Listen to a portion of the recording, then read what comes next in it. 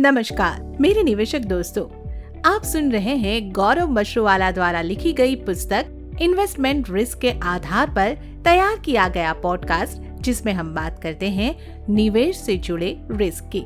तो आज हम बात करने वाले हैं री इन्वेस्टमेंट रिस्क की। तो सबसे पहले तो ये बता दूं कि री इन्वेस्टमेंट क्या है।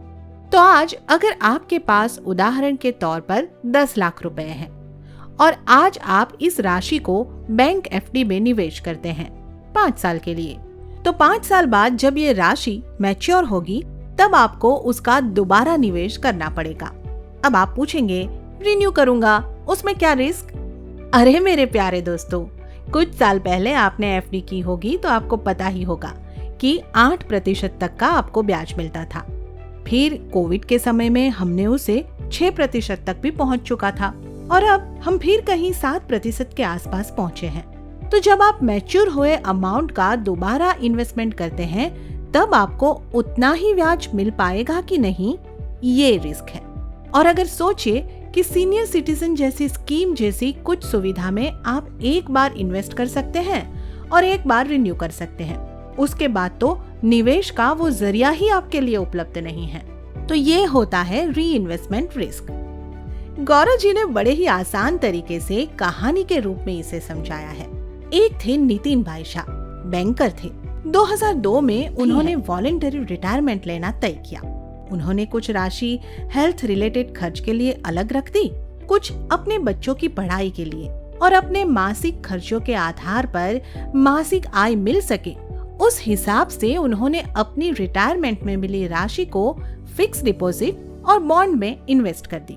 बैंकर के तौर पर जिंदगी भर काम करने वाले नितिन भाई इन्फ्लेशन को तो जानते थे, फिर भी उनसे एक गलती हो गई। वो थी री इन्वेस्टमेंट रिस्क के बारे में उन्होंने सोचा ही नहीं। 5 साल तक तो सब कुछ ठीक ठाक चला, पर जब 5 साल के बाद मौका आया कि उनकी फिक्स डिपॉजिट मैच्योर हो गई, तब समस्या शुरू हुई। अब उन्हें री इन्वेस्टमेंट करना था, पर अब ब्याज दर में कमी आ गई थी, तो उनकी ब्याज की आय तो कम हो ही गई और 5 साल में महंगाई बढ़ने की वजह से उनका खर्च भी बढ़ चुका था। अब नितिन भाई को मुश्किल आने लगी थी और अब तो उनको री इन्वेस्टमेंट रिस्क भी समझ आ गया था। इसलिए अब उन्हें ये भी चिंता थी कि अगले 5 साल में, यानी कि बॉन्ड के निवेश के 10 साल पूरे होने पर बॉन्ड भी मैच्योर होंगे और अगर तब भी ब्याज दरें नीची होगी तो उनकी आय और भी कम हो जाएगी। और उन्हें अब लगने लगा कि उनको शायद फिर से काम करना पड़ेगा ताकि उन्हें जरूरी आय मिलती रहे। नितिन भाई की तरह ही हम में से बहुत से लोग भी री इन्वेस्टमेंट रिस्क के बारे में सोचना भूल ही जाते हैं और खास तौर पर लंबी अवधि के लिए फिक्स इनकम इन्वेस्टमेंट करते वक्त इसका ध्यान रखना बहुत जरूरी होता है।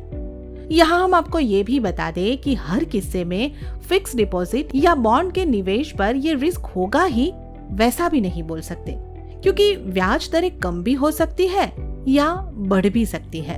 तो अब री इन्वेस्टमेंट रिस्क को तो हमने समझ लिया है। अब इस रिस्क को क्या हम कम कर सकते हैं?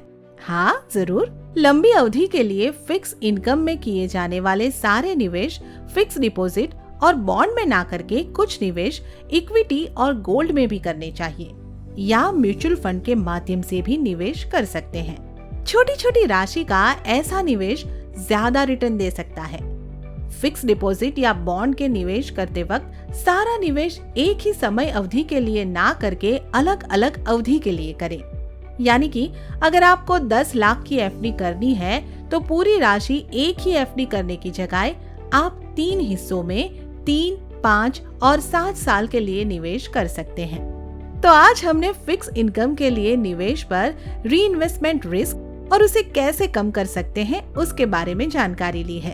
अगले पॉडकास्ट में हम जानेंगे एक और नए रिस्क को और साथ ही उसे कम करने के उपाय।